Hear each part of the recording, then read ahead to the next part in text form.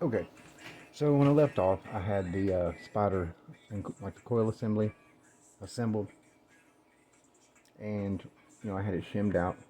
And like I said, what I was going to do is I was going to go back and I pulled the coil assembly out, put my glue bead down, slid it back into place, spun it a little, and then got it lined up. Went ahead and clamped it into place so that that could dry. And I already had the push terminals in, so what I went ahead and done at that point while this was drying, I went ahead and soldered my tinsel leads to the push terminal solder tabs with the heat shrink and put the heat shrink on them, and then like trimmed off the excess and put the slid the heat shrink tubing over it and just heated it up. Once that was done, and this was the coil assembly was dried and cured, I unclamped it, and then I went back and put a bead around the top of the spider to the basket. Like I said, there was a little channel there. Well, I trimmed the spider just a little bit so that it would have a little groove around it, and then I just put a glue bead around it. I try to do that with all of them that I do. And so once that cured, what I did was I went ahead and slid the cone in, and the cone sits all the way flat onto the top of the spiders on this. I had to neck the cone out about a 1/16 of an inch or so, and then I just trimmed about a 1/16 of an inch off the bottom of it, and so it sits flat. So what I did was I went ahead and clamped the surround down all the way around all the screw holes, just so it would set, the surround and everything would be held in place and it wouldn't move. And then I've already glued the upper portion here, the cone to the coil. So what I'm going to do at this point is just take the coil leads, wrap it around the tinsel leads here, solder them in place, and then snip off the excess. And then I'll put a little bit of glue around those.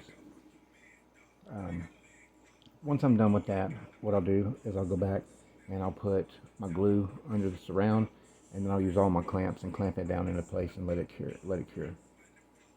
Once that's done, all I have to do then is put the two caps on it, the compression cap and then the outer dust cap, and that'll be pretty much done except for putting the rubber gasket on it. One thing to note, this 12 spoke 10-inch basket, a lot of the 12 spoke 10-inch frames are oversized, so a typical 10-inch rubber gasket won't fit these frames.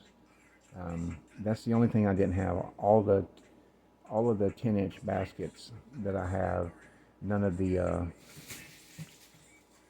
rubber gaskets will fit. So I got a buddy of mine is sending me one. All these that I have don't have gaskets on them of these old Nocturnal Sounds. So in the next couple days I should have that, and like this will be done by the time it gets here. So I'm down to one hand. My right hand, like my left wrist is it's pretty jacked up. So anyways, this subwoofer is probably got another like maybe hours worth of work, if that, but just more time sitting to cure up. So that's where I'm at on this. I just want to let you guys know, typically the 12 spoke 10-inch frames are an oversized basket. I mean, as you can see, you got a small gap between the outer edge of the surround and the inside lip of the frame there. I mean, that's pretty typical with these particular frames in general. So I just want to give you guys like kind of like an update where I am on this. Like I've had to work on a couple. I had an RP 2000 that I had to work on, an older MA audio amp, and a couple others. And like I said, I got Matthew's tore apart, and the cap side of his that's got to be replaced, and the board's all cleaned up. And then I'm finally caught up on the other subwoofers except for one. It's kind of halfway done, so I put this back up and go ahead and put the cone assembly and finished up the spider on it.